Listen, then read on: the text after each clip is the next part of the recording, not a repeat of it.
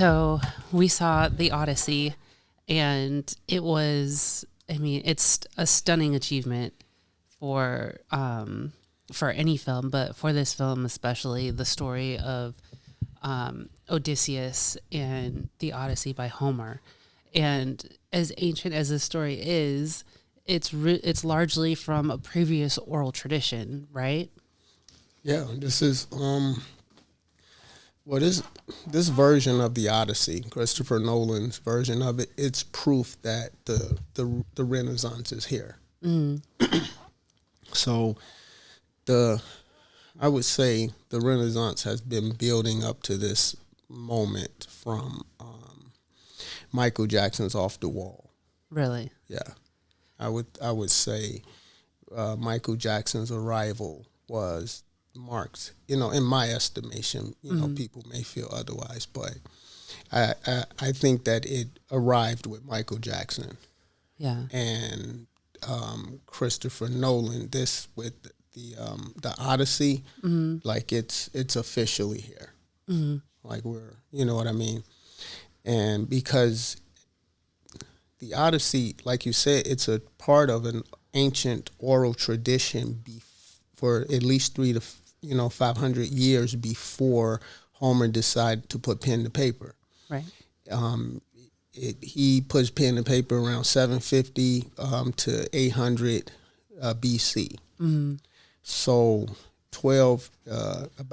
at least about 1200 BC or so is when the oral tradition of the Odyssey started. Mm-hmm. And the reason why that it started there, because there is a historical element in it that is around the collapse of the Bronze Age. Uh-huh. And there's also a much older spiritual element in it that proves that the ancient Greek forefathers studied in the temples of Egypt, because this is the Odyssey is also a retelling of an Egyptian mythology that is based on, the principles and the laws of nature. Mm-hmm. And so the Greeks, after having studied with the Egyptians, at this time before it was Egypt, it was Kemet, which is the Black Land, that, actually has nothing to do with the soil. It's the people.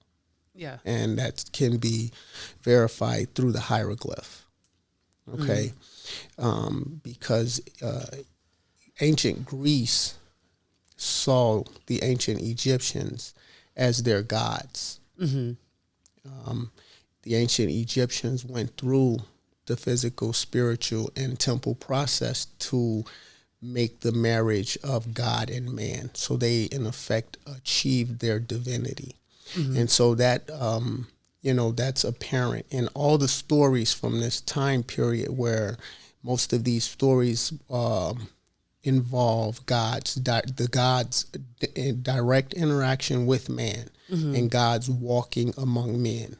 Yeah, that's one of the things that you've told me quite a bit, that Egyptians had achieved divinity where they have their gods walking, and the Greeks always, they even talk about it a lot in the Odyssey. Yeah. The Greeks, the beggar that walks into your hall may be a god in disguise. Maybe a god in disguise, because they lived at a time when gods walked among men. Mm-hmm.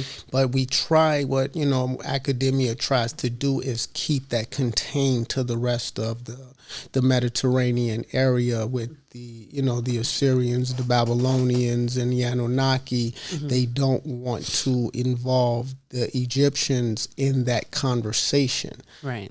You see, and the Egyptians are the founders of divinity on earth. Mm-hmm. That is the birthplace of it. Yeah. To that large octave that they were able to achieve. And so the Greeks, in Homer's tale, he leaves quite an homage to this. Mm-hmm. One, if you look at the hieroglyph of the Egyptian name, which is Kemet, you'll see an owl in there that represents the M. But you'll also see a spiked, four-spoked wheel on it that Egyptologists call a determinative. And so they decide exactly what that determinative means. And, you know, in some cases they're on and they get it right when they do not want to have too much of a reveal of what that word may mean. Like, do you have any For example, the reason why they say that ancient the hieroglyph for Kemet actually means the black land because of the mound that is also in the hieroglyph. Okay. Okay. But when you have that and that is also true. But when you have that determinative, that wheel is supposed to turn. Okay. And that hieroglyph becomes an icon, and multiple meanings are then emerge. Okay. Because the hieroglyphs are living symbols. That's why they're called Metu Neter. So it's a divine language. So they're actually in motion. Okay. And so that owl, yes, it is an M, but it also changes the meaning of the entire word, which becomes the black land or the land of black wisdom. Yeah. And so if you remember the owl throughout time, once it moves right over to Greece, it becomes the symbol for wisdom. Yes. And to this very day, it is still the symbol of wisdom because we gift each other the owl in the graduation cap. Well, that symbol goes all the way back to ancient Kemet, in ancient Egypt, the land of black wisdom.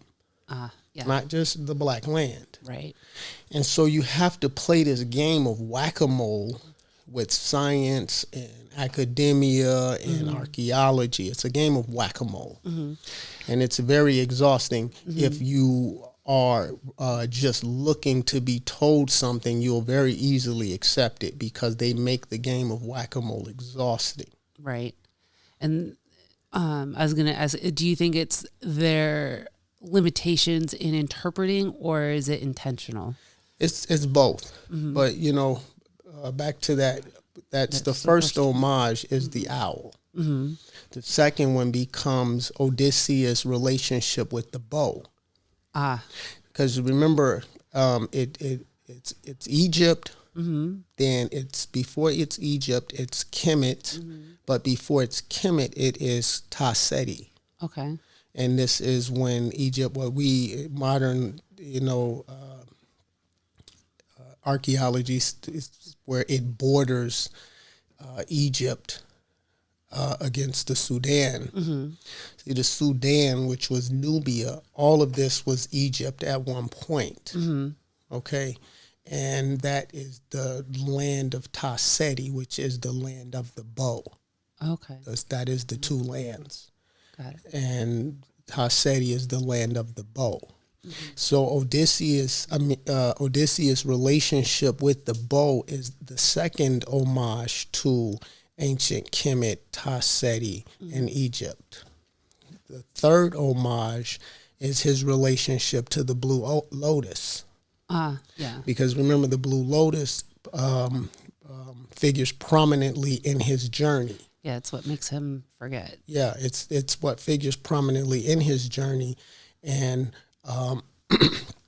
overindulgence makes you forget. And so the blue lotus is also figures prominently in the spiritual achievements of ancient Kemet and ancient Egypt. Yeah. The blue lotus is part of that spiritual journey. Yeah. And so they then put that in the Odyssey as the part of that spiritual journey. And so this is a tale, and all of these characters in the Odyssey, not just the actual, quote unquote gods, Zeus, Aphrodite, Athena, etc., but Odysseus, Agamemnon, Helen of Troy, they are all, and Penelope,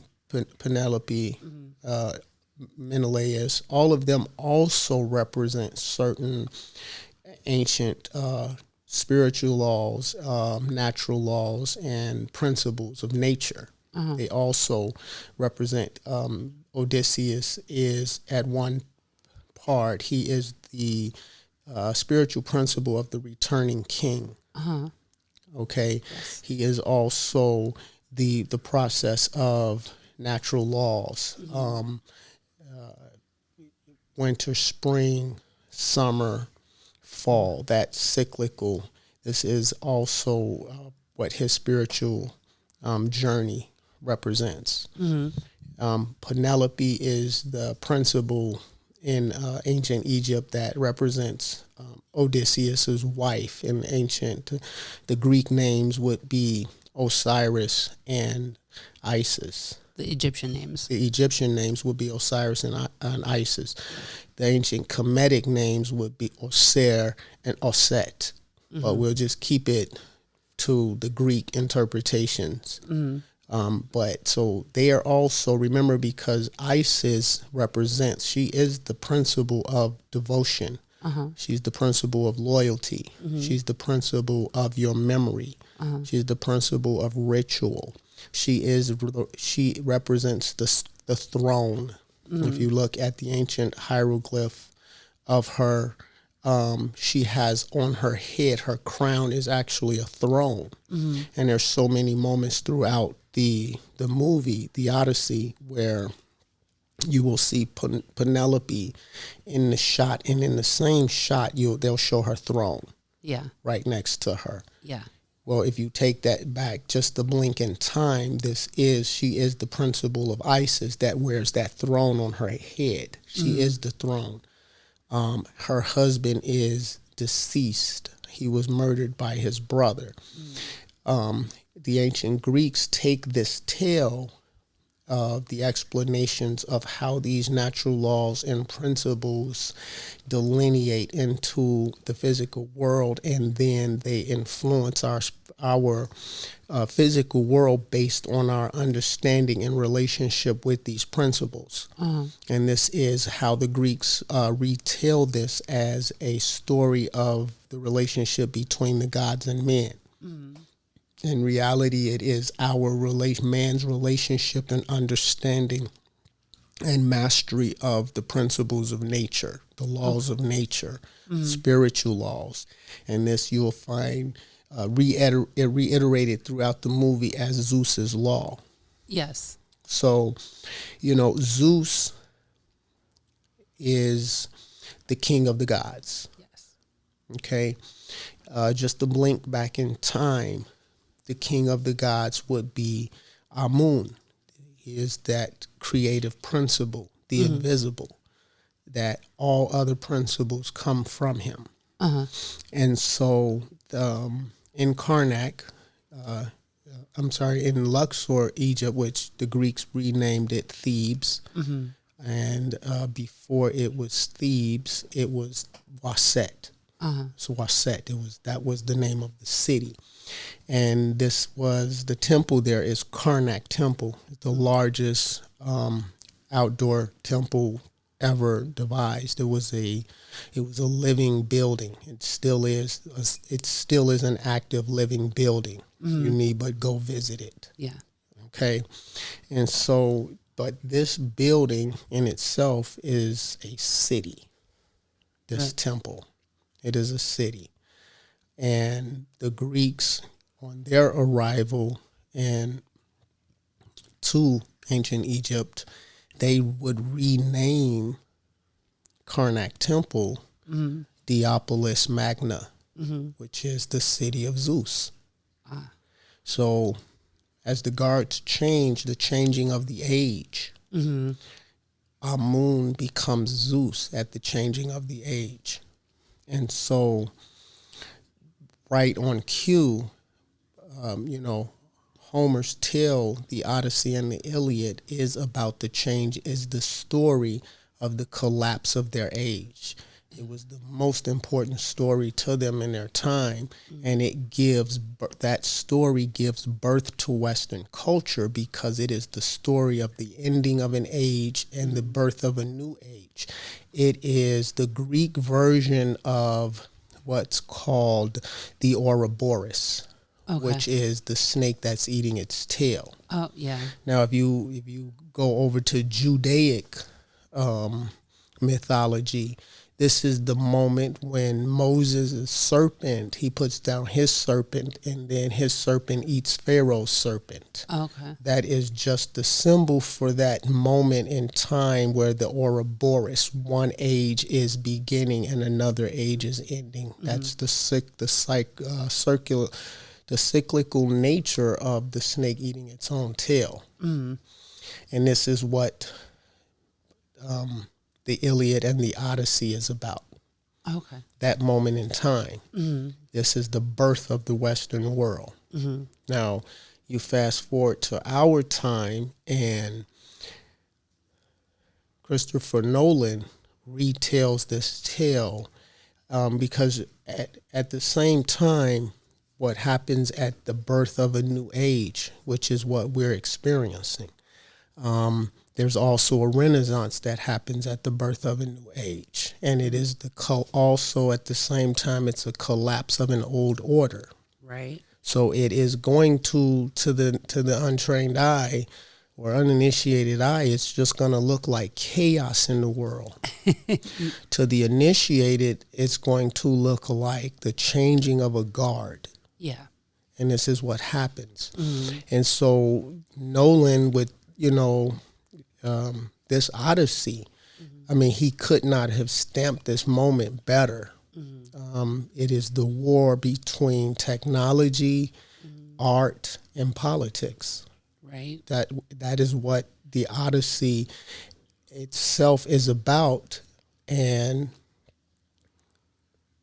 Nolan tells it in real time. And how he does that is the decisions and choices he made to limit certain technologies and to move forward on other technologies like the CGI and AI and those things. Uh-huh. He's making a statement by the lack of their utility in the expression of his art. Right. What he chose as an expression of his art is the IMAX 70 millimeter, which has such a very, very limited number of screens globally. Mm-hmm. But he's putting the world on notice. Yeah. He's letting them know that this is a war.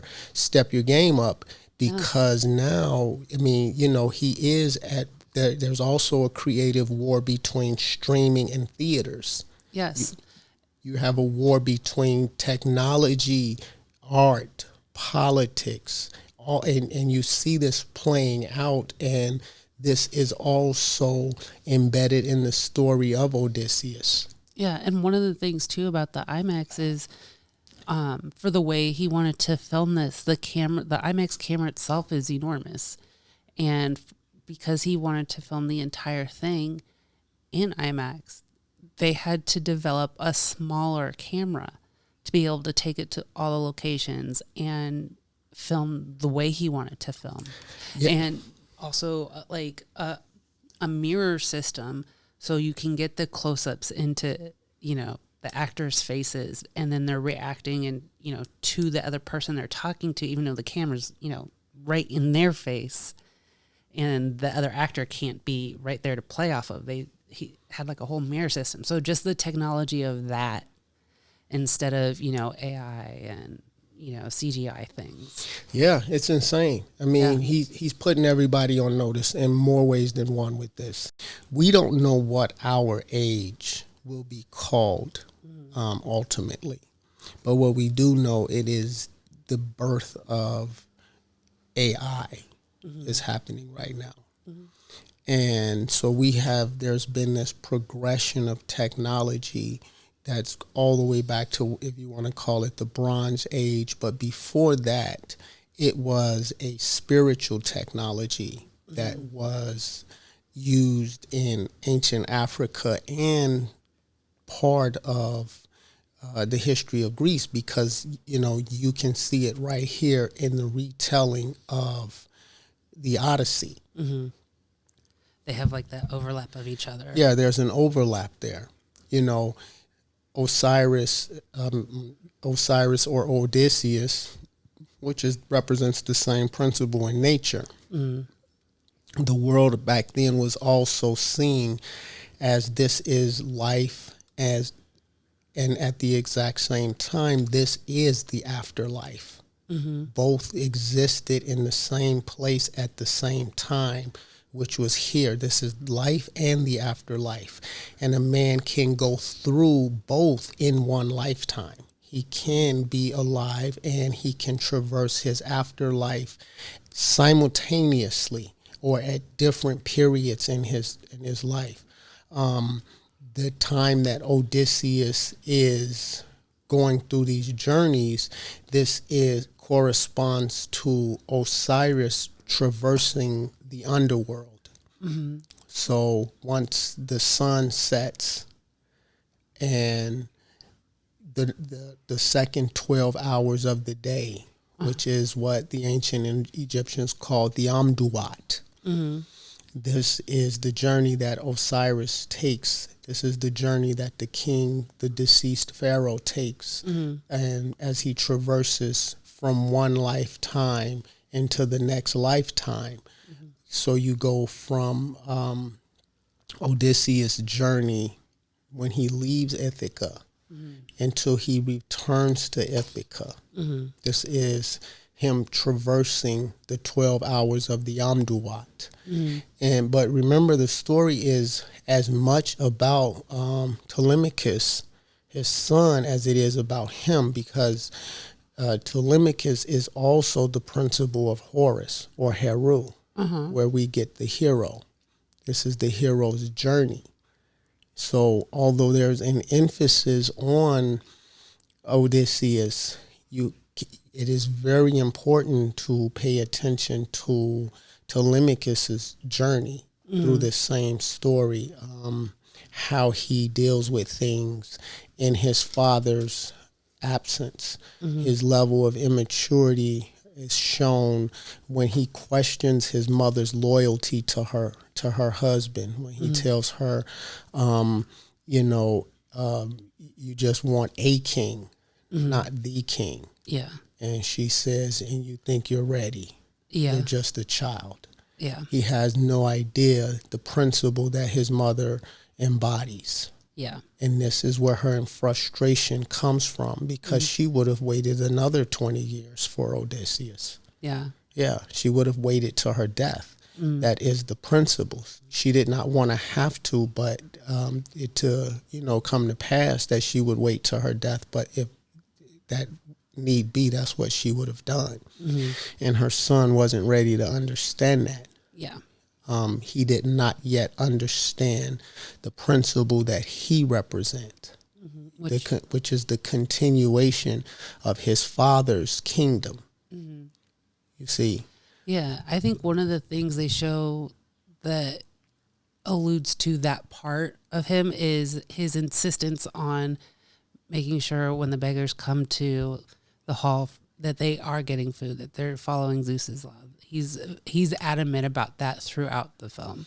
Yeah, and that's the mark of their age. These are the laws and the spiritual principles, the natural or gods that the Greeks learned directly from the Egyptians, and so they honored that.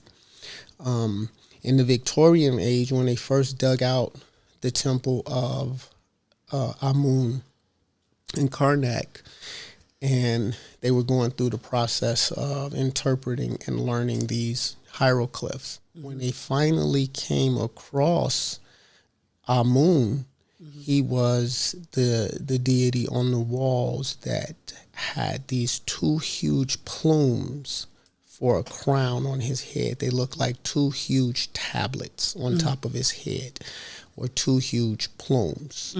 And these represent, he's the personification of the law. He is the law. Now, when and his daughter Ma'at becomes the embodiment of that law, because remember, it's not about multiple gods. It's just one principle that divides itself into all these aspects of itself.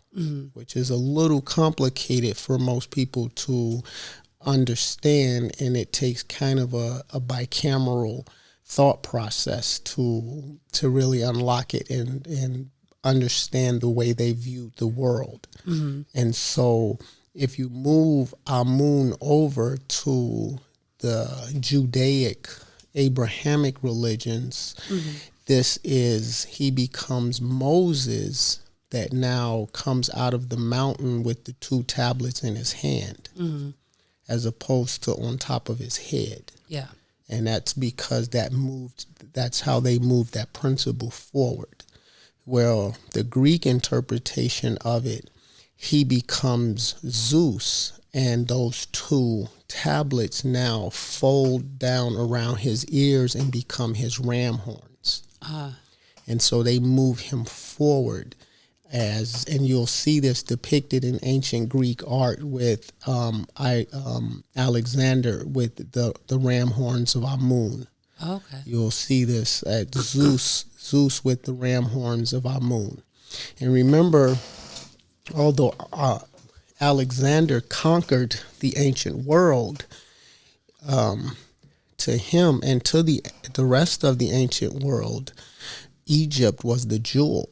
Oh, yeah. Yeah, Egypt was the jewel, and everybody conquered Egypt. They went native. Right. So that was a thing. Right. And Alexander, once he got to Egypt, he went native. But his motivation was he believed Ramses II to be his brother, which dated him by about 900 to 1,000 years. So, Alexander's about 300 BC. Ramses is about 1200 BC. Yeah. But he believed them to be brothers because in that world, in Alexander's world, in Homer's world, Ramesses' presence still loomed humongous over the world. Right. Yeah, he had reached divinity and left a stamp on the ancient world that was struck fear in many lands and kings to come because they understood the principle that this type of Egyptian king can return. That is that principle of Odysseus, right, or Osiris. If they got one Ramses on the throne, incarnated to that throne, they could do it because they had done it multiple times. Right. Menes, the Amenhoteps, the Tutmosis, Akhenaten, Menkaure. There's so many of them, but Ramses marked a height of achievement. Yeah.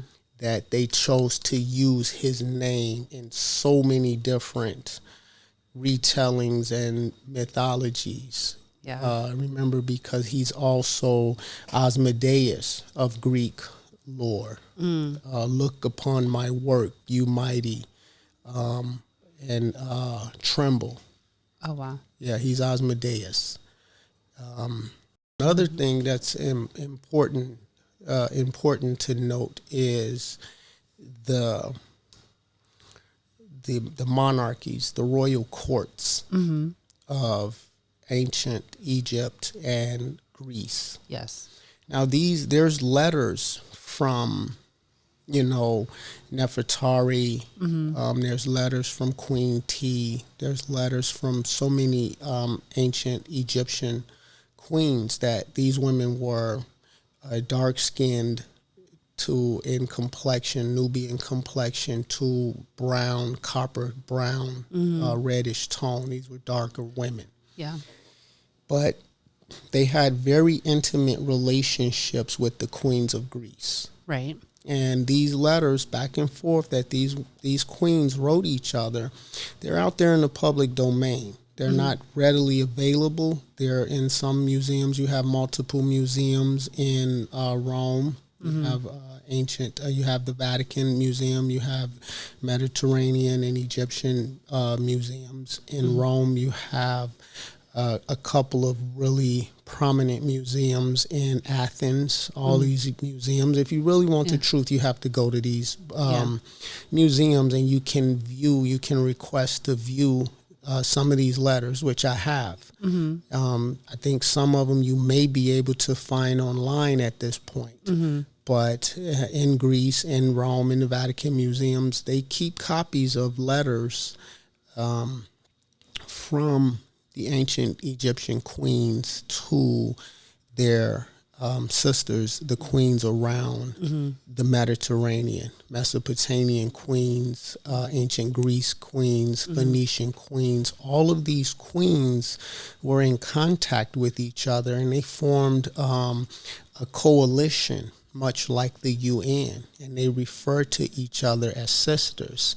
They sent jewels to each other and gifts, and the queens of Egypt, Nefertari was known for sending many envoys and gifts to Greek queens.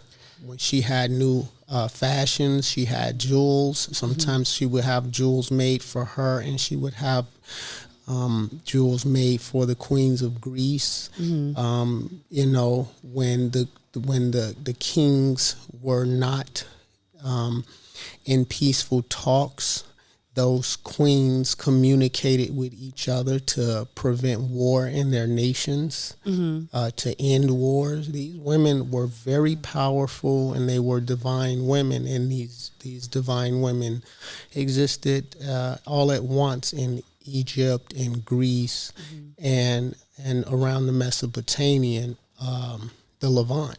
Yeah, and I think they touch on it in the Odyssey too, with when Helen of Troy is back with Menelaus and Telemachus is about to depart on his way back to Ithaca.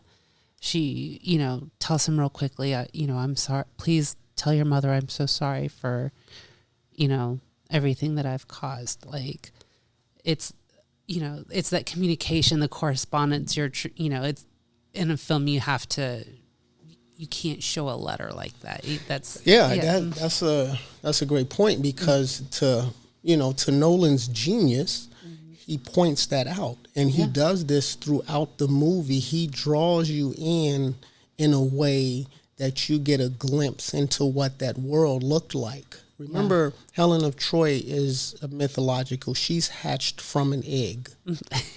Okay, she comes from a swan's egg, but Zeus is her father. Right. And initially, it's important to if you take offense to this, do your own research. But it's gonna be an arduous process to some extent.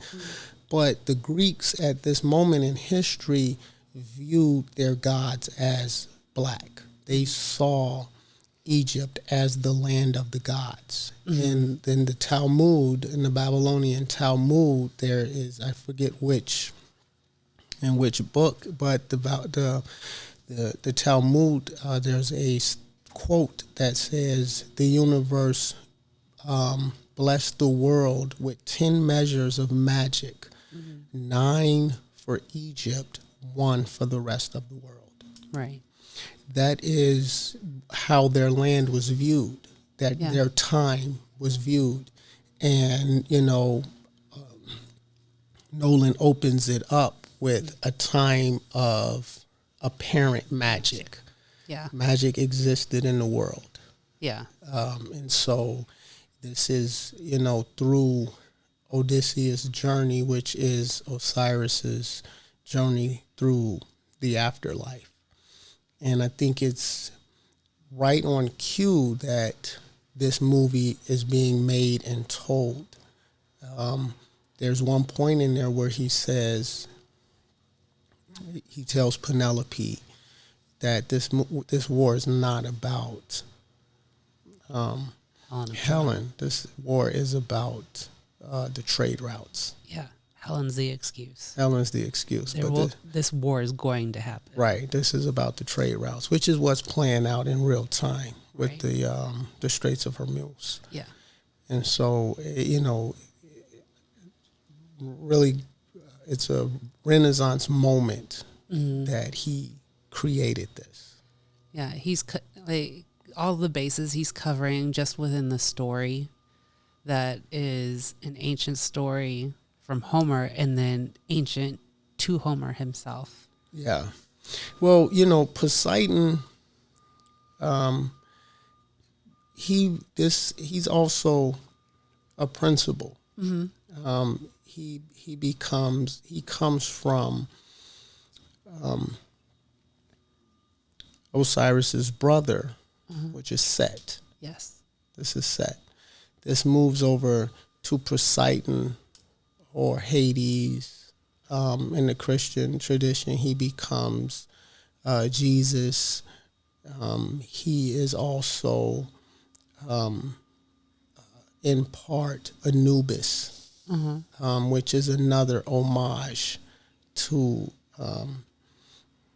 Egypt in the movie, where Odysseus's dog waits for him 20 years. Right. Well, in the Egyptian version of this, Osiris is also the father of Anubis, which is what, is known as the dog-headed god. He is the god of the afterlife. But he also represents a certain principle in nature with the jackal head, from generations and generations of observing nature. The jackal had a very unique digestive system, the way it digests its food. And the Egyptians understood that the death process was a form of digestion. Our entire life right now is a process of digestion. The death principle is really the principle of digestion. And this is what is happening to us once we reach maturation. That principle of Anubis walks with us in life because we are being slowly digested. And so Anubis moves over to Christianity, and he becomes the Christ, which is technically the God of the afterworld. And so you have to know these principles. If you don't understand the principles, the way they're presented to you, then you relate to them in a way that maybe you shouldn't be relating to them if you don't fully understand them. Do you have like an example? The fact that the principle of Christ is not the principle of Heru. The principle of Christ is actually the principle of Nubis. This is Christ is the God of the dead. The Greeks interpret Osiris as the god of the dead, or the principle of the dead, but he is not. He is the principle of renewal, the principle of the return of the king. You see, and so he returns to his throne. Remember, in Egypt, Osiris's brother murders him. Okay. His sister, she puts him back together.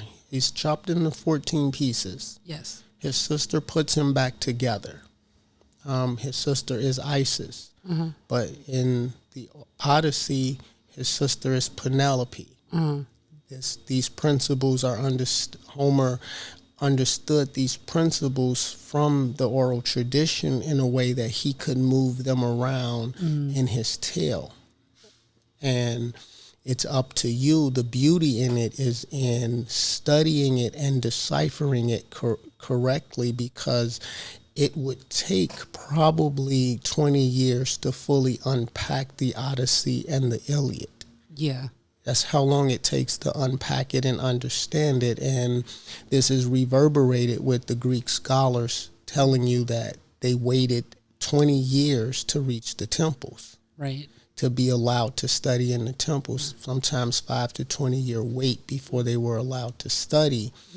And it was a 20-year process. So you were in the temples 20 years before you could fully, So my trips there, spending a month at a time in the temples, this is This is a little different than 20 straight years in the temples, which is what Schwaller de Lubis did when he wrote Temple of Man. Remember, he was there. He was commissioned to study for 17 straight years. Yeah. And I think it took him like 34 to get like his, including his study, and then actually getting it written out. And probably it took a while for him to complete it, but he was in the temples. He studied there 17 years, so he was there the length of time that the ancient Greek scholars would be there. And so this is to learn the full functionality of the laws and the principles of nature. And then there's a process to embody these, because you can't just know them intellectually. You can't know them. You have to know them practically. You have to live these principles. And when you take that self-initiated step, you activate these laws and principles in your life, because they were seen as conscious principles. They are conscious. And so these principles then move in and out of your experience until you become in balance with them. And this is what the Odyssey is about. And this is a 20-year journey. Right. Are there any, I would say more simple laws that you could take from the Odyssey, from Nolan's Odyssey, to apply to your life to get in more alignment? Okay, yeah, that's a good question. So you have different laws and principles. One would be, like, let's say, the law of Tahuti. This is a principle that dictates an understanding of your enemy's process. Okay. This is the law that dictates one is all. So in war, you cannot win war with complete disregard for your opponent, because your opponent is just serving a different aspect of the same principle of nature that you are. And so this is, retold throughout more beautifully in ancient Asian, Chinese, and Japanese culture with the yin yang symbol. This is an iconic expression of that. The wheel itself is the all. Yeah. And so you have the yin and the yang, which are swimming, which look like two fish swimming with each other, but you also have the element of each one of them inside of each other. Yeah. So this is like encased in a symbol. It embodies perpetual motion. It embodies infinity. It embodies balance. It embodies the study of your opposite. It embodies that you are your opposite and they are you. Yeah. It embodies so many elements. Yeah. Well, if you move that back to Egypt, this is the law of Tahuti. This is the understanding that it is what evolves into the peace treaty. It's a peace treaty in a sense, like the verbal expression that the ancient Chinese or Japanese would say. There's only right and righter. You see? Yeah. And that's how ancient war was viewed. Right. Your side was acknowledged as right. My side is acknowledged as right. But we have to decide who's righter so that we can make sure that we are continuing in balance with the laws of nature. Got it. It's not you're wrong and I'm right. Yeah. So I must completely destroy you. Yeah. You see? And ultimately, this is the breach that contributes to the collapse of ancient Kemet, ancient Egypt, because that war that they had. So remember, they existed for thousands of years in isolation in order to achieve the heights of divinity, in order to understand how to move stone and master the laws of vibration, polarity, gender, those hermetic principles, as along with others, an entirely different set of spiritual principles. So all of this had to be mastered on an individual level, on a social level, on a governmental level, and this takes thousands of years. And so they existed in isolation to reach these points of, spiritual and material progress. And part of that mastery is understanding your enemy's perspective, because your enemy's perspective is ultimately part of the whole. Right. And this is the Trojan horse. You see, that's the Trojan horse that allowed the enemy to breach, you see. Yeah. And Odysseus is the tail of that conscious principle that breached those walls of ancient Egypt, because it understood the loophole in that law. And so that your enemy's perspective has to be honored. You see what I mean?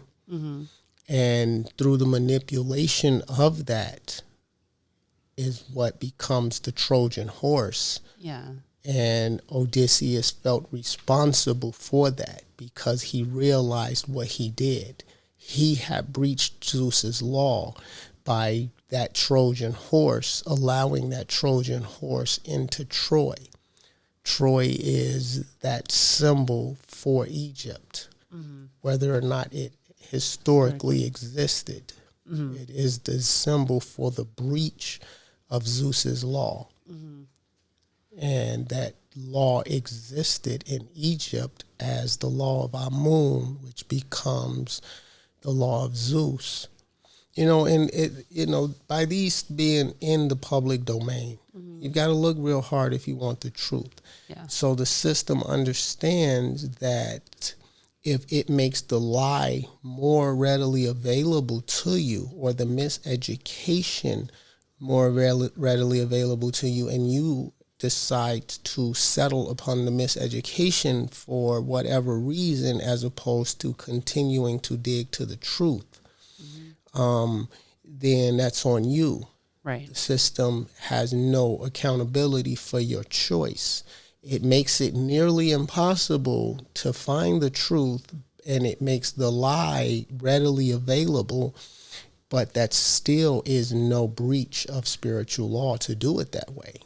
It is incumbent upon the seeker to dig and dig until he knows he has found the truth. And this is also for everyone in America, white America and black America. You can't be satisfied with what you're being told, because it soothes you. Right. You have to dig. Yeah. And what happens is, the more we discuss Homer's Odyssey, the more it's going to break down systems in place right now. That is the dangerous element of Nolan's interpretation. Yeah. Because he's created such a conversation that it will collapse other systems that are not serving their most honorable purpose, that are not serving the ascension or evolution of our species, because that is what Homer's Odyssey was about, is to know what your full spiritual as well as physical evolution was about, because this is Odysseus' spiritual journey. All these beasts, it is represents different aspects of our psychology, our psyche, our physical world, our spiritual world. our ability to, subdue our passions. This plays out on Circe's island when she turns the men to pigs. And Odysseus, although those men would have done her no harm, Odysseus still decided to not indulge. Yeah. And by not indulging is how he was able to save his men. Right. So he wakes up along the process. Oh, yeah. But remember, the entire journey is self-inflicted, because at the end of the Trojan War, when his man told him, Agamemnon them taking off that way, we should probably go that way. And Odysseus says, we didn't follow Agamemnon enough. Let's take this route. We're going to take the scenic route. Yeah. That was the bad call. Yeah. That was the moment of Odysseus's hubris. And that ultimately leads him to face down all the decisions and choices that he made, which it then plays out to him in the Song of the Sirens. Yeah. And that's Nolan touches on it, so gently. He just kisses it when he says it's the song of all the broken promises. Right.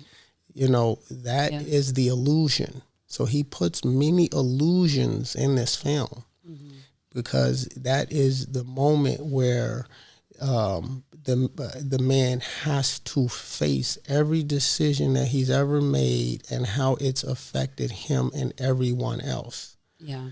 And so, we can live and die, and we can live and die in a bubble. Right. And not think anything we've ever done has affected or impacted anyone.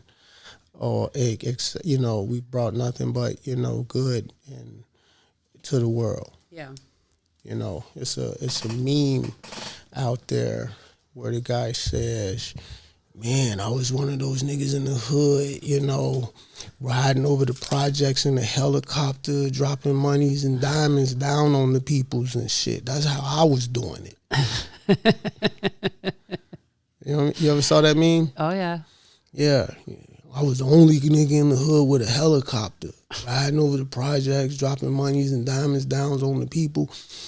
We want to believe that, but you done negatively impact some shit that you may or may not even be aware of. Right. That's the Song of the Sirens. Yeah. And most men never face that moment because they can't survive it. Yeah. You see, as well as the distraction. It is very easily to be distracted from that, and that was the representative of why the song scratched an itch that you couldn't satisfy. And so the man jumps over the boat because he wanted to go make love to the siren, not knowing that she was going to eat him. Right. They're monsters. They will eat you. Yeah. But they sound and look extremely beautiful from a distance. Right. And so Odysseus was able to embody that moment by tying himself, but also being able to hear it. This is a very important homage to the process of semen retention. Really? Which is very important on one of the most, if you look in any of the occultic books, whether it's Aleister Crowley, Madame Blavatsky, Dion Fortune, Israeli Rigardi, all the way back to the Greek, Egyptian manuscripts, any of the Hermetic, medieval, transmuting gold, lead into gold. The most important element of that is semen retention. That is what builds up the furnace, starts the furnace. So you can't, it's not about, and it's also alluded to with Adam biting the fruit. So it's not enough just to be celibate. Yeah. That is not semen retention. Yeah. You must participate. You must hear the song of the siren. So you have to participate in the sexual process, but you cannot relieve yourself in pleasure, the orgasm.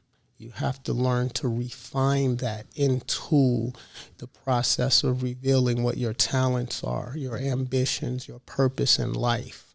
That is your life force. Mm-hmm. And you won't hear it if you just practice celibacy. Yeah. You have to take it up to that point of no return and then step back. Mm-hmm. And this is why he had to listen and be tied up, but he couldn't put wax in his ears. Yeah. You see? Mm-hmm.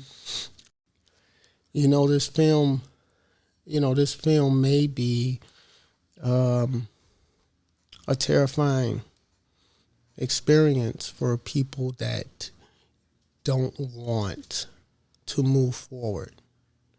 It's literally, it's the Ouroboros that we're watching happen in real time.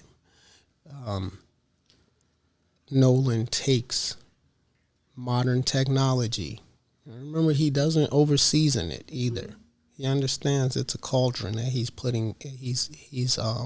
tending to, and he doesn't put too much of one ingredient in it either. Mm-mm. So there's not too much technology. He used the IMAX, the 70 millimeter to tell his story. He uses animatronics. He does not use the artificial intelligence, those elements. Mm-hmm. The whirlpool was used with real jet skis.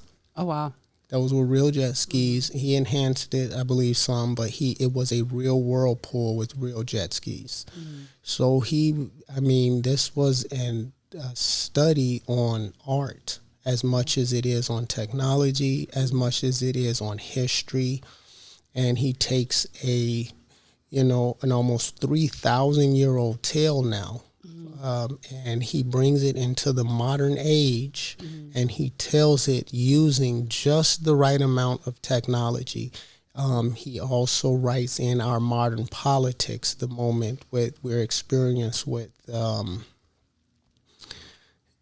the Straits of Hormuz. This is all about the trade routes. Mm-hmm. It is the trade routes that collapsed the Bronze Age. Right. And this is what's happening in real time. Yes. And he's drawing attention to it. And he doesn't stand on top of it with a bullhorn. No, it's not a soapbox. No, he does it in true Renaissance fashion. If you want to see the truth, he put it there. And it's almost throughout the film, it's like they're whispering in a way that draws you in to the tale where you are in emotional exchange with them, which is much easier with the vernacular that they use as opposed to this old English vernacular. We can't make an emotional connection necessarily to that. Right. It's not an emotional connection that we make to Shakespeare. It is an intellectual connection because of the syntax, the vernacular, and it's astonishing, but it is an intellectual connection. It's meant to tap you into your higher brain. It's meant to tap you into your frontal cortex. That's not what Nolan was after. Mm-hmm. Nolan was after a marriage of the mind and the heart. Yeah. And he achieved it, which is a different intelligence that was embodied in ancient times. It was called the intelligence of the heart. Mm-hmm. And it was a mind, a heart connection. Mm-hmm. Which the mind emits a frequency, the brain emits a frequency. It's akin to a cell phone tower or a radio tower. Uh-huh. And the heart is an electromagnetic engine.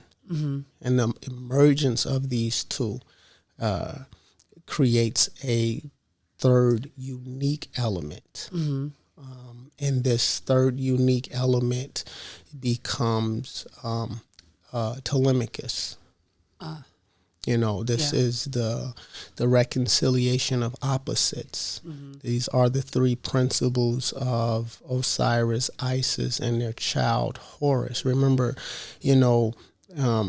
Osiris, after his wife, his brother murders him, the the 14 pieces are put back together with his two sisters. They mourn him and they put him back together, the 14 pieces. This is also seen with the Virgin Mary and Mary Magdalene mourning Jesus Christ and preparing his body. Mm-hmm. This is the retelling of the murder of Osiris and his two sisters, which is Isis and Nephthys. They mourn him and they put him back together again after their brother has murdered him. Mm-hmm. Well, the last piece that they have to restore mm-hmm. is his member or his phallus. Yeah.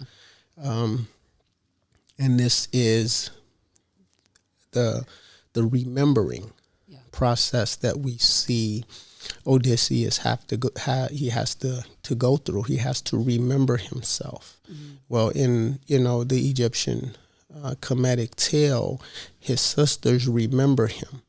They reestablish his member, and this is how Isis is able to give birth to Horus or Heru. She is not impregnated until after he remembers himself or after she remembers him. Mm-hmm. You see what I mean? Yeah. And so this is symbolized as one of the most important African or Egyptian spiritual symbols in the obelisk, which is George Washington's monument. This is the obelisk. This is in Kemetic Tekken, an Egyptian Tekken, Egyptian obelisk, whatever you want to call it. But it is the symbol for Osiris's phallus, his remembering. His phallus is remembered to him. And so what happens is when this symbol is used throughout different power centers around the world. You see one in St. Peter's Basilica, St. Peter's Square. Mm-hmm. You see one in St.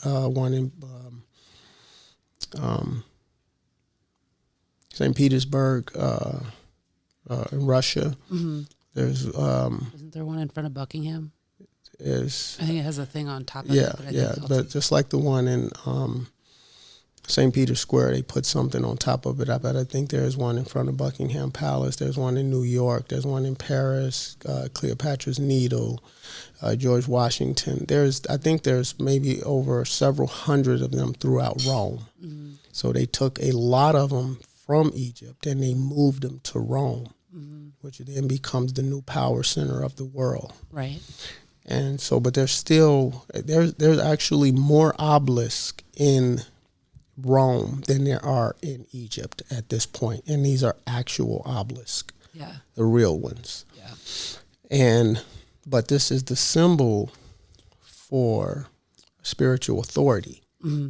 This is the symbol for the marriage between the physical world and the spiritual world. This is the element, that natural element is able to feel, sense, and observe that the obelisk has been built in a particular power center. Because remember this construct around us, this fluid that we call air, it is intelligent and it is active. Mm-hmm. And it becomes aware of that shape. And, certain rituals that are done, but it becomes aware of that shape. And so you see that obelisk throughout the world. Mm-hmm. And this is Odysseus is remembering. Mm-hmm. This is one of the most important occultic meanings throughout this entire movie, is to remember yourself. Right. And this is a process that, the Russian philosopher G.I. Gurdjieff, if you remember him, he's around during the Bolshevik, the collapse of the Russian Empire. Yeah. And he's running around Moscow, and he's this really amazing teacher, G.I. Gurdjieff. And he teaches about what's called the Fourth Way. And part of this, and he also, in his stories and his journeys, he's been to India, he's been to Egypt, and you can tell he has a very in-depth understanding of these principles through the work that he leaves. Especially, there's a book, In Search of the Miraculous, yes, which is by one of his students, P.D. Ouspensky. Mm-hmm. And G.I. Gurdjieff goes into a very detailed process of self-remembering, exercises that you can do on a daily basis, that uses, because remember, the memory is a spiritual muscle, and this is why it is the marriage of Penelope and Odysseus, or Osiris and Isis. The memory, it's a spiritual muscle. But you can only develop it while you're in physical form. right. You need to be in physical form. That's the principle of Odysseus or Osiris, is the physical form. And this is why he traverses so much, because he is in physical form.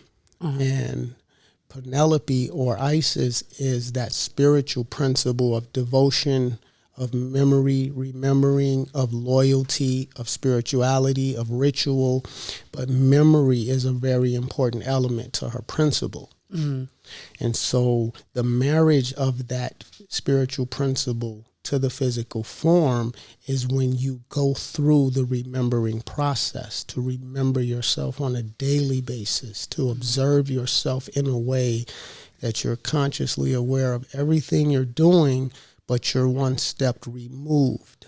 So you're almost observing yourself until that becomes a reflex where you are observing yourself throughout the day. And that opens up a different intelligence after a period of time, because it's the development of a very important spiritual muscle that has to be developed through memory exercises.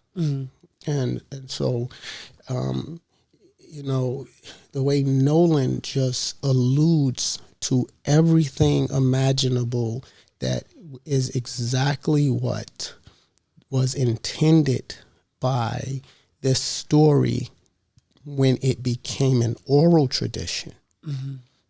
Old Nolan actually honors Homer's intention behind writing down a 300 to 500-year-old oral tradition that was learned on the continent of Africa in the ancient temples of Egypt, in Karnak. He ties it all together. Yeah. With by casting Lupita, which is the embodiment of those queens, right, in Egypt and Kemet. That's what they looked like. Yeah. That might be hard to digest for some people, but those queens looked like Lupita, and they were divine. Yeah. You either do your own research, go in as deep as possible, and get over the fact that, this might push you outside your comfort zone, whether you look like Lupita or you look different than her. Yeah. Because it is just as difficult for someone that does not look like Lupita to digest that ancient divinity looked like Lupita as it is for someone that does look like Lupita to process that and understand their spiritual, ethical, moral responsibilities in the world. Right. It's just as hard for either one. Yeah. Yeah, it's like it's been so ingrained for so long that changing the thought patterns, how all of that works, like it's uncomfortable, but it's coming. It's here. Yeah. I don't know if it's coming anymore. It's here, and it's all about. I mean, I would say, if I was only allowed to sum Christopher Nolan's Odyssey up in one word, that word would have to be accountability. Yeah. This is at the foundation of what Odysseus' entire dialogue is about, how he slowly realizes his own accountability, and then he takes the helm of that accountability. He does it when he has to go to the West and he has to face Sine and all his fallen. He has to face them. Yeah. He made the decision to not follow Agamemnon. He made the decision to shoot out the eye of Poseidon's son. Mm-hmm. And along this process, he becomes more and more accountable. Yeah. And aware of that accountability till it culminates in the Song of the Sirens. Mm-hmm. Then he ends up with Calypso, where he has to remember this entire process. Right. That he did hold himself accountable. He did. You see, that entire process unfolds. But I would say it's about accountability, and he keeps his word. He goes to honor his dead. Yeah. There's something in there for every president. Right. There's something in there for every man. There's something in there for every king. Mm-hmm. In that moment where he honors his dead. There's a moment in history where Julius Caesar honors his veterans. Mm-hmm. If you're dealing with a president that does not honor his veterans, if he's not honoring his veterans, he's not honoring the dead. Right. That is a moment that everybody should pause. Right. And understand the history of your nation, and the strength of your nation is built on the many men and women that have died for you and for that nation. Right. This is all summed up in Sine's moment when he drinks the blood, and he tells Odysseus, "You lied to me, right? And I would die for you."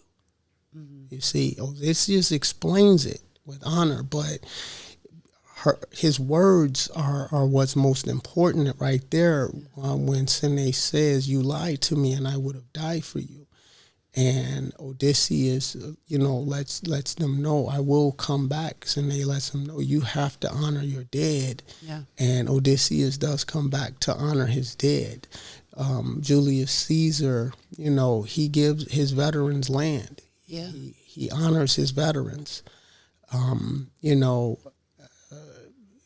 Politics aside, politics is a tool of utility as much as it is of divisiveness.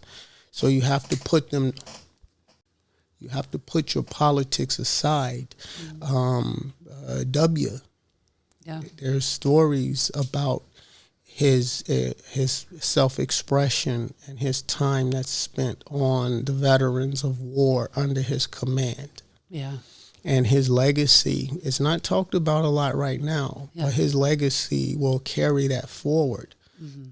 That the time he spent on and another thing, he's become a very good artist. Really? What I heard.